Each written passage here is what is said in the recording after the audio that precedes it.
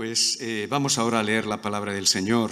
Y se encuentra el pasaje en el que vamos a meditar en el libro de Hebreos, la epístola a los Hebreos, capítulo 12, versículos 28 y 29.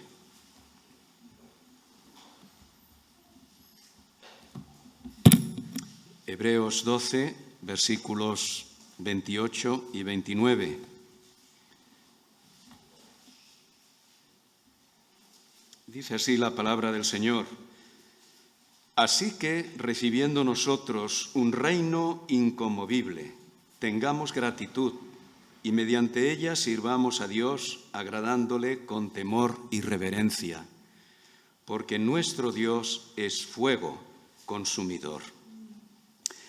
Veis en pantalla que he titulado este mensaje Vivir y servir, la vida como liturgia.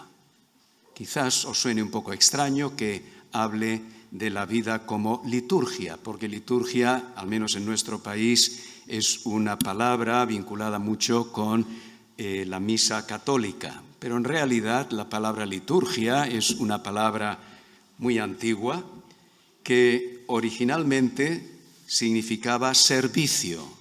Se aplicaba, de hecho, en los tiempos del Nuevo Testamento a los que eran funcionarios del gobierno, porque eran servidores públicos. Los funcionarios eran los liturgos, los servidores del Estado a favor del pueblo.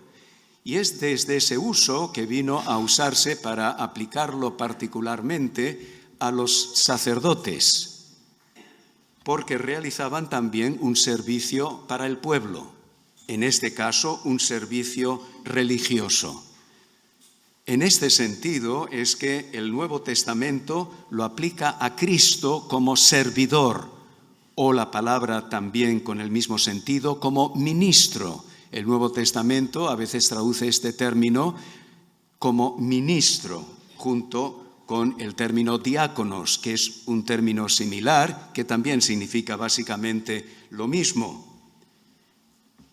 En esta misma epístola, Cristo es referido como nuestro liturgos, como nuestro servidor, el que ha venido a servirnos. Como él mismo dijo, yo no he venido para ser servido, sino para servir, para ser liturgos. Mi vida es pura liturgia, puro servicio. El apóstol Pablo también se refiere a sí mismo como liturgos, como ministro, como servidor, en la expansión del Evangelio, en Romanos capítulo 15, versículo 16. Y de hecho, el mismo apóstol Pablo aplica este término a los creyentes, concretamente hablando en Filipenses 2:17 de la liturgia, del servicio, del ministerio de la fe de los creyentes en Filipos, que sirven, están dedicados, han entregado su vida para que en medio del día a día su vida sirva para que Cristo sea conocido, sea proclamado, sea conocido. Eran liturgos, una vida de liturgia, de servicio. Es en este sentido que uso este término de la vida como liturgia. Se puede decir la vida como servicio, la vida como culto a Dios. El Antiguo y el Nuevo Testamento insisten en que el culto a Dios no puede separarse de la forma en la que vivimos. Culto y vida van juntos. Nuestra vida cada día es o debe ser culto ofrecido a Dios. Todo lo que hacemos es liturgia. No solamente la liturgia del culto, que indudablemente hemos de hacerla, estamos disfrutando juntos, alabamos al Señor, le adoramos. Qué importante, sin duda alguna, es el culto en la iglesia. Pero el concepto bíblico de culto, de adoración, abarca toda la vida. La liturgia no es solamente lo que ocurre el domingo a las 11 o 11:15 de la mañana, sino insiste la palabra de Dios en este concepto de la vida como liturgia. Sabéis bien que los profetas del Antiguo Testamento, de hecho, denunciaron una y otra vez esta separación que había hecho el pueblo entre lo que era el culto en aquellos tiempos, lo que eran los sacrificios, las festividades solemnes de Israel, pero después el resto de la vida. Había una dicotomía, una separación, dos áreas, el hecho religioso y la vida como tal.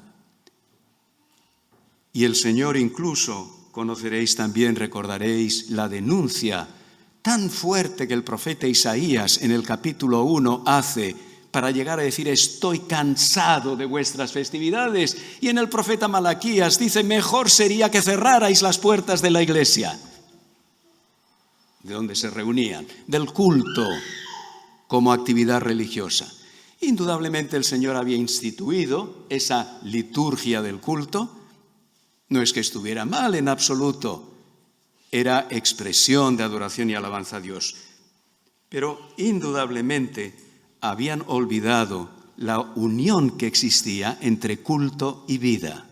La vida como culto, la vida toda ella como liturgia.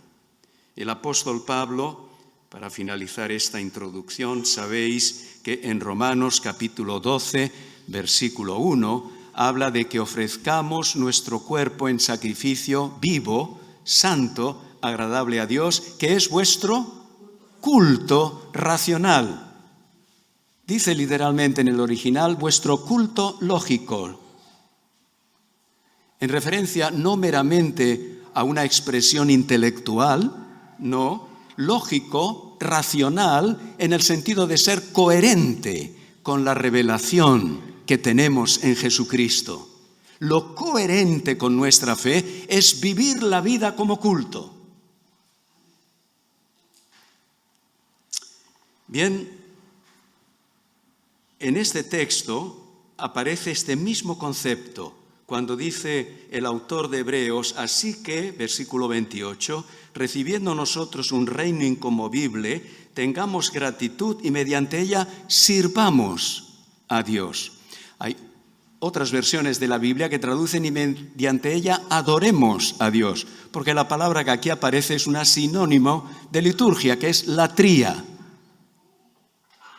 Servir a Dios, alabanza y vida, todo junto. Y es en este texto y en el siguiente que queremos meditar esta mañana, en este concepto, en esta comprensión de la vida nuestra, toda ella como liturgia. ¿Cómo debemos servir a Dios? Os voy a remarcar de estos dos versículos 3 aspectos de ese servicio de la vida a Dios. ¿Cómo debemos vivir? En primer lugar, servir con gratitud. Servir con gratitud. De hecho, podríamos decir, en base a la literalidad del texto, servir por gratitud. Servir por gratitud, en el sentido de que la gratitud a Dios es la fuente, es la motivación, es el impulso para nuestro servicio. La liturgia de la vida está vinculada con un sentido profundo de gratitud a Dios. A veces cuando hablamos de nuestro servicio, y en particular en el contexto de la Iglesia, suele haber cierto descontento, porque he oído muchas veces en mi ministerio esta realidad de que el porcentaje de personas comprometidas, decimos, con el servicio en la Iglesia es bajo. Hay asistencia a los cultos, pero realmente personas que estén activamente sirviendo en algún ministerio son pocos. Las estadísticas apuntan que efectivamente esto es una realidad. El porcentaje de miembros de una iglesia suele ser bajo en ese compromiso de servicio. Esto no me lo ha dicho Eric, ni estoy hablando de esta iglesia en particular. Sinceramente, es algo general y puede ser que no sea el caso de la iglesia aquí en Vilanova. Pero a veces la respuesta ante eso creo que enfatiza así mucho el sentido de compromiso, de obligación, que está bien. Indudablemente debe haber compromiso y debe haber un sentido de obligación con el desarrollo de los dones que Dios nos ha dado. Pero nos falta ir un poco más hondo. En realidad, lo que nos mueve a servir a Dios es la gratitud. Es el sentido profundo de gratitud a Dios. Es mediante la gratitud que servimos a Dios. La motivación del cristiano no es la mera obligación, es el sentido de dar gracias a Dios, no solamente con nuestros labios, sino con nuestra vida. Cuando hay un sentido profundo de todo lo que Dios ha hecho por nosotros, entonces esto revierte, eso se traduce en gratitud servicial. El Salmo 100, recordaréis estas conocidas palabras cuando nos dice: entrad por sus puertas con acción de gracias. El apóstol Pablo en 1 Tesalonicenses 5 nos dice: dad gracias en todo. Pero es interesante un detalle aquí del griego. No quiero presumir de conocer griego, pero esta es una palabra que todos entenderéis bien. Cuando el texto nos dice que tengamos gratitud, literalmente dice que tengamos caris. Gracia, es el término para gracia. Es decir, es la respuesta nuestra de gratitud, de gracia, de caris a Dios, porque hemos recibido caris de Dios. Dios nos ha mostrado su gracia, Dios nos ha perdonado, Dios nos ha dado promesas. Y en respuesta a la gracia de Dios, nosotros le damos gracias a Él. Nuestra caris, ¿sí?, es respuesta a la caris de Dios. Así que no es meramente el sentido de obligación como si fuera una ley, un legalismo, de ahora tú tienes que hacer esto y después aquello, sino es primariamente un sentido de respuesta al Dios que nos ha mostrado su caris, su gracia. De gracia recibisteis, dijo Jesús, de gracia dad. Es la generosidad divina de todo lo que Él nos da y de todo lo que podemos ser parte y de todo lo que Él nos ha hecho y sobre todo del don de su Espíritu, que es el mayor don que podemos tener, que nosotros respondemos a Dios con caris, con agradecimiento.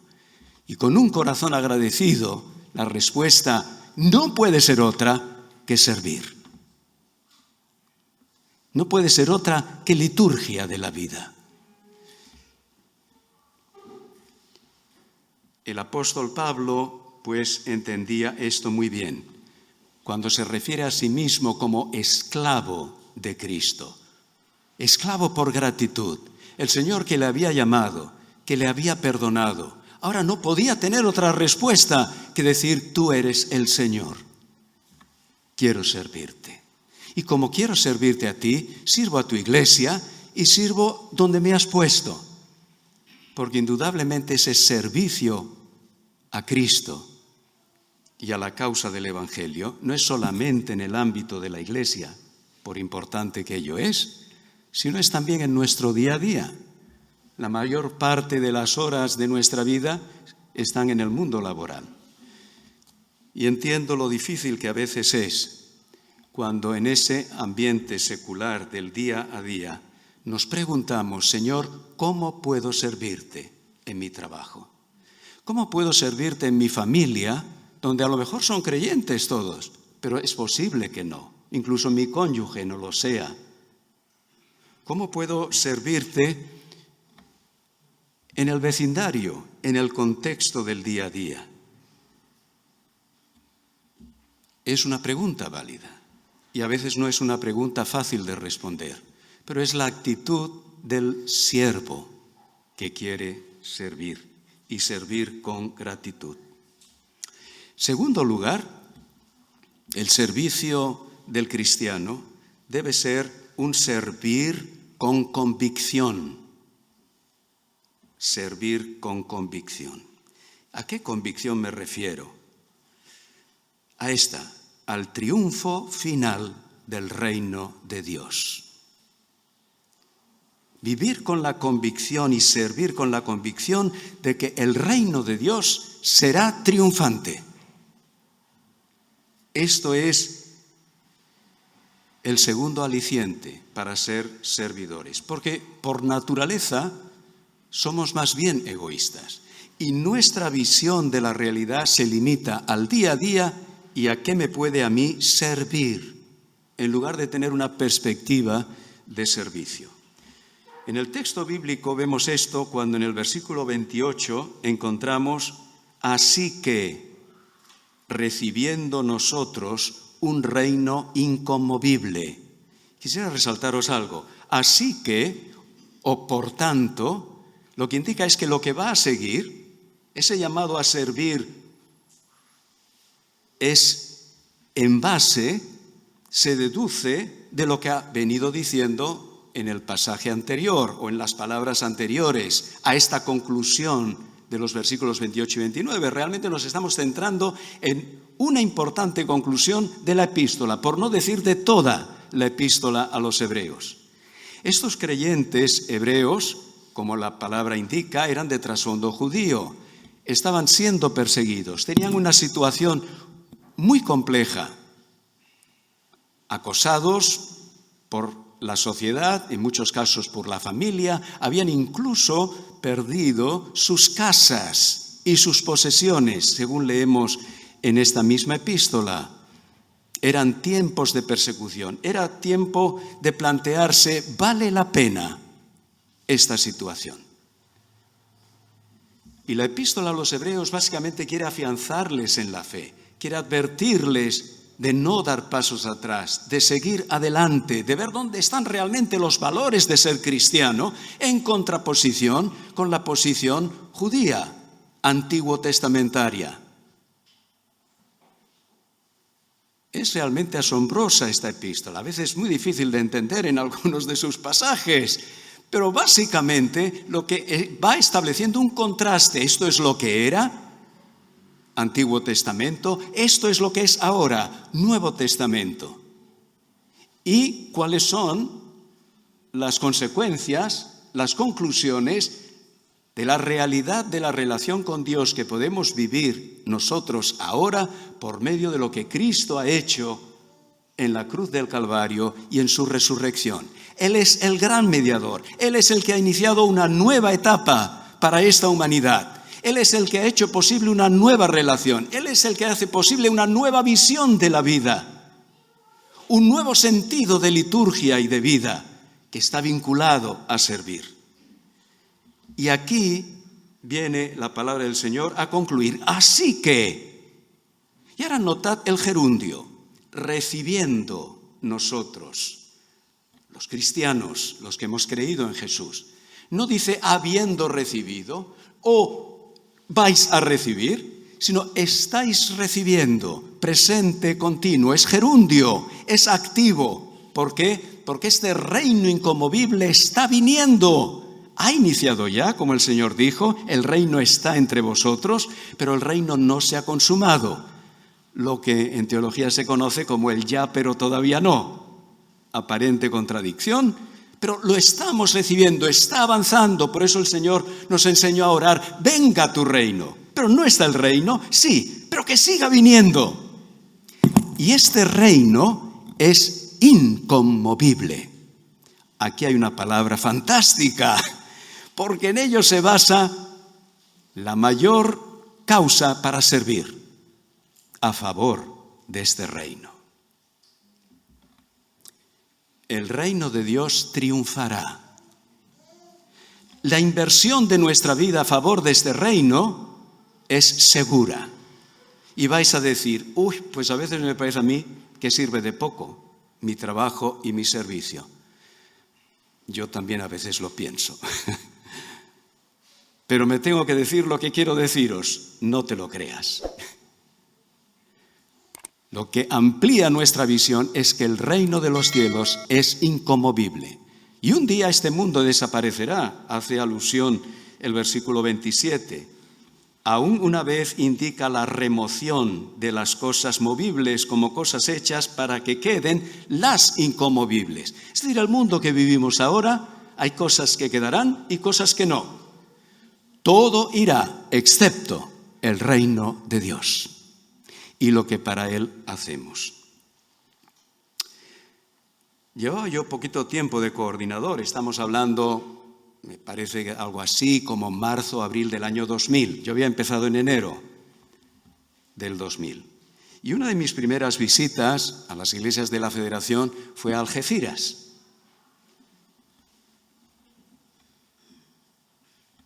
Allí en Algeciras yo me había convertido en un campamento de jóvenes. Originalmente soy de Málaga, aunque el habla dice que no, pero soy malagueño de nacimiento y era muy jovencito, tenía 13 años cuando en un campamento que organizó el pastor de nuestra iglesia con el pastor de la iglesia de Algeciras, quizás alguno os suena, don Arturo Gutiérrez. Y allí había una pareja en esta iglesia, Angelines y Paco. Por cierto, Angelines, que tenía un taller de textil, es la que hizo el pendón de Fieide, que lo colgamos en muchas asambleas de Fieide, y algunos de los antiguos quizás lo recordaréis. Bueno, anécdota aparte. Pero este matrimonio, Angelines y Paco, tenían un terreno en las afueras de Algeciras y lo dedicaban pues a que en los veranos se hicieran campamentos de jóvenes. Bueno, pues en aquella finca de ellos yo me convertí al Señor. Ahí en un garaje donde dormíamos, me puse de rodillas junto al catre y le di mi vida al Señor. Pues no volví a Algeciras hasta siendo ya coordinador en el año 2000. Habían pasado 29 años de aquello. Y dije, saludando a los hermanos, antes de la predicación, que me alegraba mucho de volver a Algeciras 29 años después, porque cuando era jovencillo, adolescente, me había convertido en un campamento que se hacía por aquí, en las afueras de Algeciras. Bueno, pues después prediqué, el culto acabó. Yo mientras estaba en el culto estaba mirando a ver si veía a la tal Angelines, que ya ni me acordaba de su nombre, pero no la reconocí. Pero Angelines estaba en el culto. Cuando acabó el culto y estaba saludando fuera, le pregunto a un anciano de la iglesia que estaba a mi lado, ¿qué era de Angelines? O de esta señora que con su marido habían dejado aquella finca para hacer estos campamentos. Pero ella ya me estaba oyendo, porque venía directa hacia mí, con el pelo todo blanco. Me abrazó y no me pudo hablar, empezó a llorar. Y me dijo, ¿sabes qué? Nosotros hace unos años pasamos un tiempo de crisis de fe y nos apartamos del Señor. Hoy he venido a esta iglesia, yo ya voy a otra, después volvimos al Señor. Pero dije hoy, voy a ir a la iglesia de Algeciras. No sabes cuánto me alegro, me dijo, porque en aquellos tiempos de crisis de fe, mi marido y yo decíamos, ¿y para qué habrá servido dejar aquella finca que teníamos? Que después se iban estos jóvenes y nos dejaban todo patas arriba. Hoy sé uno de los motivos y le doy gracias a Dios que aquello no fue inútil. Aquella experiencia en buena medida cambió mi perspectiva de estos 20 y pico años de servicio en Fieide, porque siempre recordaré el texto bíblico, vuestro trabajo en el Señor no es en vano. Si aquella mujer no hubiera pasado aquel domingo por allí, no habría sabido que el que era recién secretario de la Federación se había convertido en su propiedad. Era uno de esos jóvenes que dejaban las cosas patas arriba. Y entonces yo me pregunto, ¿cuántas cosas en la vida uno no sabe el fruto que pueda tener? Pero están ahí. es así. Por eso tenemos que servir al Señor con la convicción de que el reino es inconmovible. Nada que hacemos para el Señor en su nombre será inútil. Esta mañana el hermano que dirigía la alabanza, perdona que no sé tu nombre, Arturo, mencionaba Eclesiastés capítulo 3. Al final de ese capítulo 3 dice, hablando del tiempo, todo lo que Dios hace será perpetuo. Todo lo que Dios hace. Y parte de lo que Dios hace, lo hace a través de su gente, de ti y de mí. Y lo que hacemos en el Señor, para el Señor y para su reino, tiene el sello de perpetuidad. ¿No es esto aliciente para servir? Unimos la gratitud con la convicción. El cristiano tiene que ser gente de convicción, no medias tintas, ¿no? Dios nos ha dado tantas razones para estar absolutamente convencidos de que vale la pena servir al reino. Por último, debemos servir con temor reverente. Eso dice al final, agradándole con temor y reverencia. Pero no borremos el versículo 29, porque nuestro Dios es fuego consumidor. Yo no sé cómo tú te sientes al leer estas palabras, pero parece que de pronto lo echa a perder. La imagen de Dios como fuego consumidor.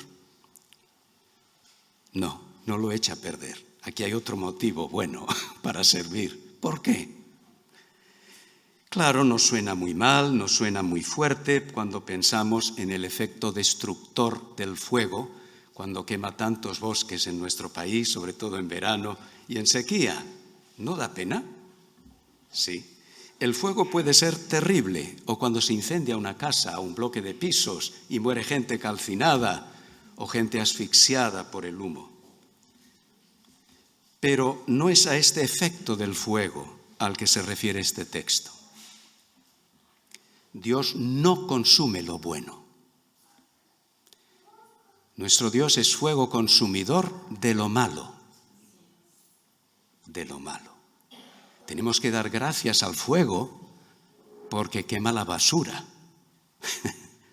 ¿Qué haríamos con tanta basura? Mucha va al océano, lamentablemente, y allí sigue. Pero el fuego tiene un buen efecto, además de calentarnos en una chimenea cuando está contenido. El problema es que salga de la chimenea, pero bajo el control de la chimenea es bueno. Y el fuego purifica también. El apóstol Pedro hace referencia a algo muy importante que conocéis el texto. Habla de que nuestra fe es purificada como el oro. La fe es oro. Pero no es oro puro, es oro con imperfecciones. Nuestra fe está mezclada con lo que no es auténtico. Todos tenemos un grado de autenticidad de fe y de falsedad en nuestra fe, o no auténtico, que pensamos que es fe, pero realmente no lo es. Y el apóstol Pedro habla de que así como el fuego purifica al oro, las pruebas de la vida en el cristiano purifican su fe, porque ahí nos damos cuenta lo que es espurio y lo que es auténtico.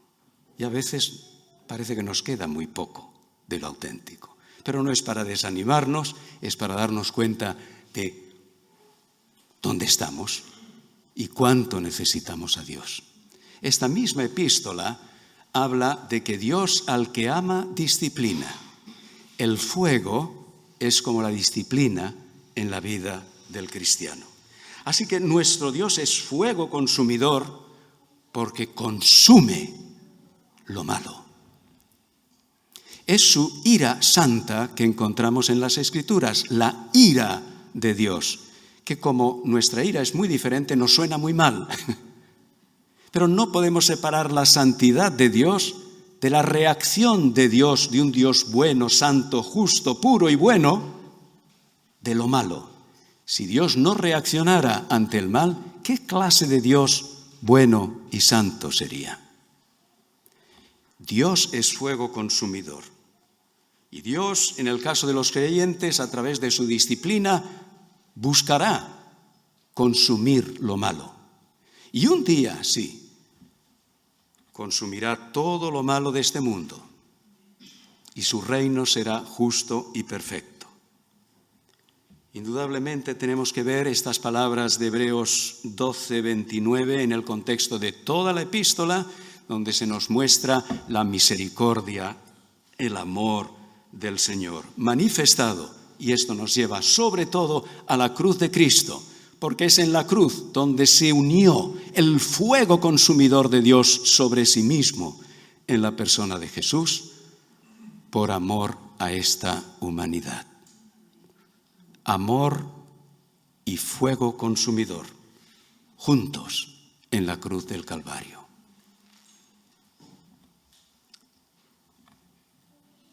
Bien, este es el llamamiento, a servir pues con gratitud, a servir con convicción, la del reino inconmovible, y a servir con temor y reverencia, porque ese fuego consumidor que es Dios nos debe llevar a una actitud de profunda reverencia ante Dios. La palabra que usa el original aquí no es la habitual para temor o terror. Eso es lo que ocurrió en el monte de Sinaí, que el pasaje anteriormente nos revela, sino más bien aquella que se refiere al temor reverente ante la grandeza y la naturaleza divina, que no hemos de olvidar. Bien, ¿y cómo esto se genera en la vida? Vamos a la conclusión,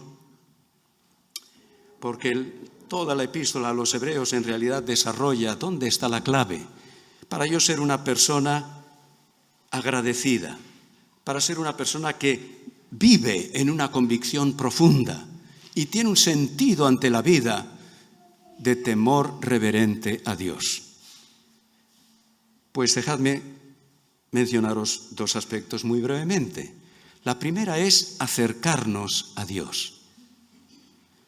Es un llamamiento que encontramos y una invitación que encontramos en la epístola a los Hebreos. La primera vez en capítulo 4, versículo 16. Acerquémonos, pues, confiadamente al trono de la gracia para alcanzar misericordia y hallar gracia para el oportuno socorro. Oración, adoración en la presencia de Dios. Allí se nutre nuestra gratitud, nuestra convicción y nuestro temor reverente a Dios, que después se manifiesta en el día a día como liturgia viva a Dios. Y en segundo lugar, la palabra. Notad en el versículo 25 de este mismo capítulo de Hebreos, mirad que no desechéis al que habla. Y el que habla es Dios.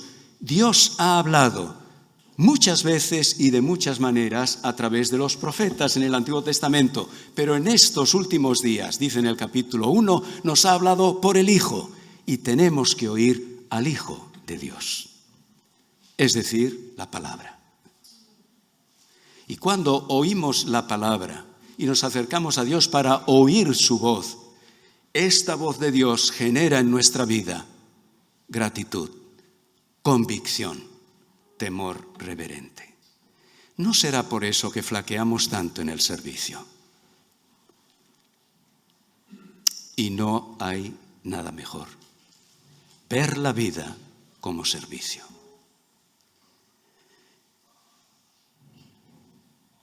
Mi primer pastorado fue en una congregación latina en Chicago, donde estaba estudiando en el seminario y al mismo tiempo pastoreando esta pequeña congregación de 9 países latinos. Cuando nos despedimos para venir a España y servir en Móstoles, concretamente en Madrid, una hermana puertorriqueña nos regaló un calendario en el que venía escrito un poema de Gabriela Mistral, la poeta chilena. Esta mujer tuvo su devenir religioso, no vamos a entrar en esto. Pero este extracto del poema de Gabriela Mistral siempre lo recuerdo. Lo tuve en mi despacho muchos años hasta que ya apenas se podía leer, estaba gastado.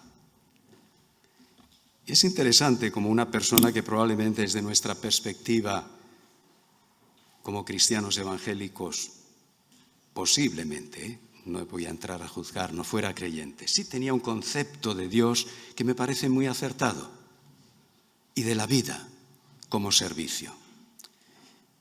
Y voy a acabar leyendo este extracto, no es todo el poema, lo podéis encontrar seguramente en internet.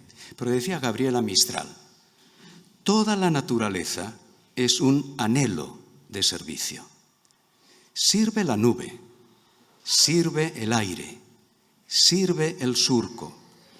Existe la alegría de ser sano y la de ser justo, pero hay sobre todo la hermosa, la inmensa alegría de servir.